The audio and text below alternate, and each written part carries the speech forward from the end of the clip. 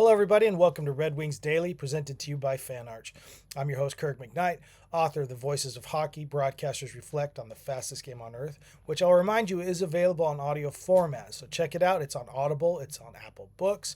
You can get in this new audio format. There's 65 NHL play-by-play broadcasters represented in there, covering first-hand experiences from the last 60 years of the league. 35 NHL teams, past and present, including two new chapters that were not in the original edition, Seattle Kraken and Vegas Golden Knights. That'll be the end of that plug. I'm coming to you from the southwest corner of Washington State. I'm 2,454 miles from Little Caesars Arena. Now, the Red Wings are a little closer to LCA than I am right now, as they are in the Wasatch Mountains after being in the Colorado Rockies. Now they're taking on the Utah Mammoth over there in Salt Lake City, a team that just moved from the confines of the Sonoran Desert, where I used to live myself in Arizona, as they were the relocated Arizona Coyotes. I think a lot of the Utah Mammoth fans like to think that they're an expansion team or like to call them that. I'm sorry, you're not. You can call me a hater all you want. You're a relocated team because I followed that team and watched that team. Just because you have an owner that spends a lot of money does not make you an expansion. You are an established team. You have a lot of players that you had when you played in Arizona, so you are definitely not any kind of expansion. You will probably make the playoffs this year if you keep playing the way you do. This will be the second of two meetings between the Red Wings and the Mammoth. The first one went the Mammoth's way, 4-1. That was a game in which they were both playing the second of back-to-back. I was hoping the Red Wings were going to be able to take advantage of them being the home team, that, and maybe the traveling for the Mammoth would have gassed them a little bit. But in fact, they had a little bit more fuel in the tank than we did. They scored 2 goals basically in the second period. It was until like maybe halfway through the second before we scored our only goal of the night. It was a power play by Finney, but they got another 2 goals to pretty much cement it, and those were the last 5 minutes of the third period. It's kind of a close game for the most part. Pretty competitive game. I expect the same to be tonight, but hopefully the Red Wings can, and coming off that emotional and pretty strong and convincing 2-0 win over Colorado on Monday night. This is one of those games that hopefully the Red Wings will put all their effort into it and show a little bit more of that defensive pressure and keeping that puck in their zone a lot more than our own zone. Some of the things on paper: the goals against average advantage goes to Utah. The goals forced average advantage goes to Utah, but the power play advantage goes to Detroit. The Mammoth usually have a couple more power play minutes on average than the Red Wings do. They're at 9, we're about 7 on average. That means 1 extra penalty, 1 extra opportunity for us to maybe get a score on there and maybe flip the script on what they did to us, and we can do it in their own building. They're 16-8-2 at home, which is actually pretty good considering the fact that they have about 5 more home games left on their slate than a lot of the other teams. The Red Wings, for example, have only 11 more home games left in the season. But basically, counting tonight, looks like the Mammoth have 15 games, which that'll really pay dividends later on in the season to try to make up that ground and keep. They're at the 7 seed right now, and hope, for them, they hope they're going to keep up that momentum and get back to the playoffs. I don't believe the Coyotes had been to the playoffs since 2020, and that was a season that I don't really think counts so much as saying I was a playoff team, because there was only I'd say maybe 10 teams that didn't make the playoffs technically that season. Is because they were doing all those round robins and stuff like that. So to me, it doesn't count that the Coyotes made it into the playoffs. It's been a while since the 2012 season, I think, when they made that run to the Western Conference Final. That's kind of how it's been sitting with them. So Utah, obviously, new team, new name, new city. They're going to try to reverse that juju and get back into the playoffs.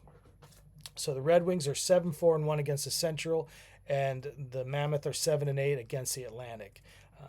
Mammoth are 7-3 in the last 10. The Red Wings are 5-3-2. One thing that I will hope that will work to the advantage of the Red Wings is the fact that Cooley is still on the IR. They've been doing pretty well without him. Nick Schmaltz got a hat trick the other night, and you got other players like Nate Schmidt really taking the reins on the defense and kind of being a leader in that aspect. He used to play for the Golden Knights. That's how I know what a character he is. So he's a presence as well. He's whether it's not, just keeping the team loose and relaxed or whatever it is, he's getting it done. And so they are going to be a tough team to play against tonight. And I'm hoping that the result, as we do this one more for the road, like Boskag says, that we can, go into that break with another W and come away, 4 points out of a possible 4 on this 2-game swing to basically end our first half of the season. Now, without the Red Wings in action yesterday, we got a little bit of more time for other segments, and today we're going to do League Laundry. Talk a little bit about some of the players who have kind of done a little bit of no-nos and are basically paying for it out of their pocket for doing so. First one goes to Brian Rust of the Penguins for his hit on Brock Besser the other night. Now, Vancouver was threatening. They were down a goal. They were deep in the Penguin zone late in the third. And here comes Brian Rust. And, I don't think he meant to do what he did. I think the unfortunate for Brock is that he turned a little bit as, Rust was lowering his shoulder. He did lower his shoulder, though, so he did intend to put a good check on Besser. He just probably wasn't intending on hitting him square in the face as he did it. And then Raquel's coming in the back of Besser, so it just adds a little more insult to injury. So I believe that got 3-game suspension for Rust. Good for that. Anytime you're going after a guy's head, you got concussions to think about. You got all kinds of stuff. Plus, knocking somebody out and then they smack their face against the ice. I mean, you don't think of that effect as much either. So I'm glad that the NHL came down on him for that. It's not a necessary hit. I'm fine with violence in hockey, but I am not fine with that kind of stuff, with dirty hits, and I want to keep it clean. Refs will let you fight. Okay, you don't have to basically be a goody two shoes. The refs will let you fight, but let's not keep it so dirty. Keep it clean. The other two players who got disciplined more got out of the pocketbook. One of them was William Nylander. Now, this one is one of those where it's like, come on, man. William Nylander, you were one of the four-headed monster of Toronto when it was you, Tavares, Marner, and Austin Matthews. Now, when you're in the press area, obviously the camera might go to you. So think twice and realize, hey, I'm actually a high-profile player. Maybe I shouldn't be doing things. And maybe I shouldn't be flipping off the camera. So rightfully so, you got a $5,000 fine for doing something stupid. Another player who got a fine, now this was more of on the ice. I've been talking a little bit about off the ice as far as, obviously he's off the ice. He's wearing street clothes and he's sitting in the press box, probably getting the nice meal, that he probably wouldn't be getting otherwise. But another on the ice, boneheaded mistake. It wasn't a mistake. It was an intentional, act that he did. But Duheim from Washington, we talked about him a little bit a couple weeks ago during a Tantrum Tuesday segment, I believe. But Duheim basically had his stick hanging over the bench, not in the action. And here comes Melanson from Seattle, skating up on a breakaway, and you're not doing anything to take that stick away, Duheim, and it scrapes right against his face, kind of hurts him. You had what was coming to you. You guys ended up fighting. I'm not going to say that Melanson won the fight. Just because you drive a guy to the ground doesn't mean you won the fight. That's just gravity taking over. But he was fined for that, and he should have been. There's no room in hockey for, this, ¿qué es esto kind of thing? Like, yeah, no, you leave your stick over the thing and you hold on to it and basically let it just sit there and just rub right against the guy's face as he's going by about 15, 20 miles an hour. You're going to get a hit in the pocketbook. So good for the league for charging these guys. Like I said, I don't want to be a goody two-shoes. I don't want to sit there and be on a soapbox all the time, but I feel like there are some stupid mistakes that people made. And when it's those preventable mistakes, you're a professional. There are people that would kill to be in your shoes. So maybe remember that. Maybe not flip off a camera when you're the face of the team or one of the faces of the team. You probably got to, it's probably like on the side of Scotiabank Arena, there's probably a tapestry 5 stories high of your face. So maybe think of that, and that a lot of people recognize you when you want to go flipping off Sportsnet or Rogers Arena or whatever it is, whatever coverage you're doing there. So it's Wednesday, so that means it's over the hump, which means we're just going to talk about some of the things that maybe the Red Wings need to improve on, or have they improved on, or will they, or are they about to? Now, with it being a game following an emotional win, like a team like Colorado, for example, we are the first team to shut out Colorado, the mighty Avalanche, this season. First team to do that, and we did it in their arena after they shut us out in ours. So the question is are we over this hump right now? Because sometimes we've been known to have an emotional win, a very momentum building win, that the momentum just basically gets taken out the very next game. I will give you a few examples. We had an overtime win versus Columbus. That was that game where I think we were down 3 goals and we ended up winning in overtime. What do we do the next game? We just lose and pretty convincingly against New Jersey, a team that definitely has not shown to be that great this season. Another one, in our first season win over the Islanders, that was the way we avoided the season sweep. They had beaten us by 5 goals each. The first 2 games we beat them, and then we go the very next day and lose 4-1 to, yes, that's right, the Utah Mammoth. So there's another one. Our win over Dallas, that was another one where that late comeback and overtime win against the team that right now is in third in the Central. They were second, but Minnesota's leapfrogged them. But still, at the time, they were second in the Central and one of the better teams in the league. And we beat them, and the very next time we go out, we get beat up pretty bad by Carolina. And then our win over the Canes on Sergei's night, the night where we won in overtime. The very next time we played was, the next night against Boston. Talb's in net, and we get beat like 4-0. We get shut out.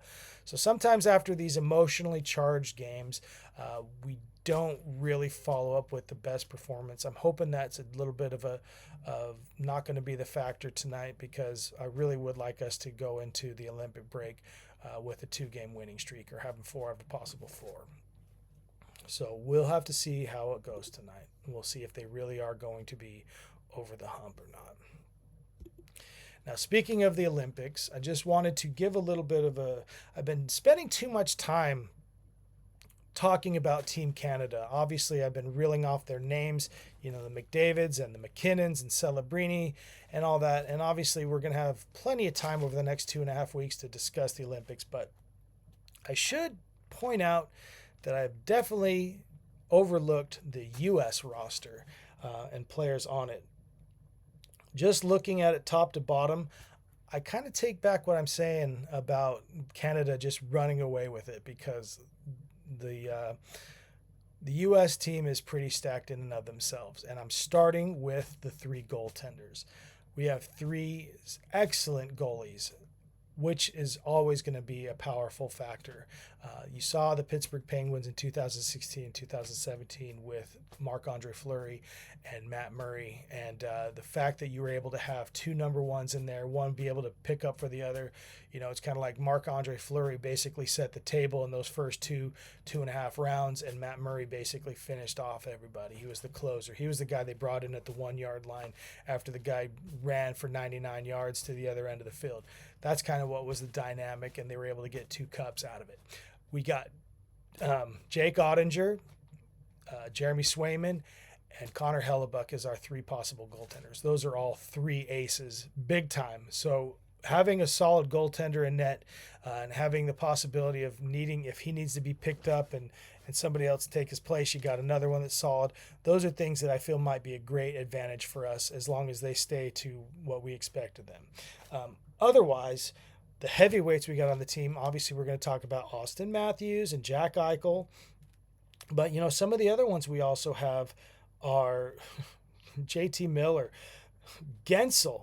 I mean, Gensel is a solid player too, and he's not even one of the marquee ones we're even talking about. Matt Boldy's another one, Clayton Keller, and the Kachuk boys. But let's not forget about our own guy at Larks.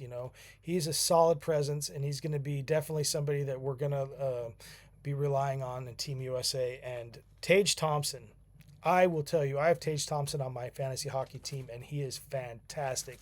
He is maybe the main reason, probably the main reason that Buffalo is probably going to go back to the playoffs again this year. He's the main reason that Buffalo is almost as hot as the Lightning as far as the league goes. And definitely somebody that I'm going to be happy to be playing alongside, or having our players like Larkin playing alongside over the next 2.5 weeks. And then Kyle Connor is another one.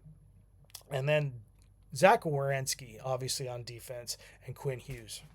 I mean, we have a few more defensive players like Hennepin, but, those two right there, Werenski and Hughes, are two of the best defensemen in the league.